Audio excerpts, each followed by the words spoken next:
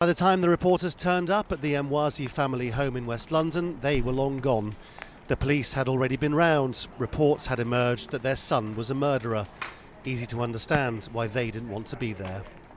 You have proudly donated 100 million to kill our women and children, to destroy the homes of the Muslims. It's some weeks since the American security services said their voice recognition software had helped them identify the man who the newspapers had called Jihadi John, a slightly ridiculous sounding name given that this was a man involved in beheading several captives, aid workers and journalists, people who could not defend themselves and who had not gone to fight. He became the narrator of the aims of an organisation which tore through Iraq and Syria as much of the world looked on in disbelief. Inevitably, the question is already being raised as to what, if anything, the British security services knew of Emwazi, but neither they nor the police would comment. But this organisation, which routinely hears complaints from Muslims about their lives in Britain, did know Emwazi. He had told them he had been repeatedly harassed by the security services, who even blocked him from returning to Kuwait, where he was born.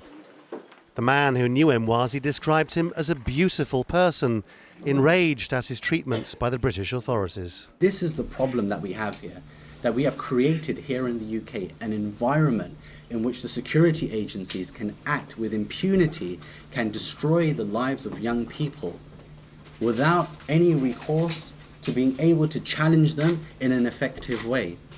To add to it all, Cage linked Emwazi with Michael Adebolajo, the killer of the British soldier Lee Rigby, as men who'd been angered because of their experiences at the hands of British security. They say they can't talk about specific cases, but their efforts to maintain safety in the UK are always proportionate to the threat. Whether or not the security services here did try to stop Emwazi from returning home to Kuwait from London, they certainly seem to know who he was. The question is how dangerous they thought he was, because after all, this appears to be a successful young man, far removed from the stereotype of the isolated loser, apparently at risk of radicalising influences. And that he's someone who's well educated as well. And that chimes with a lot of the research we've done in terms of looking at the profile of people who go to Syria. Overwhelmingly, they are well educated, they are socially mobile people. These are not people coming from impoverished or deprived backgrounds.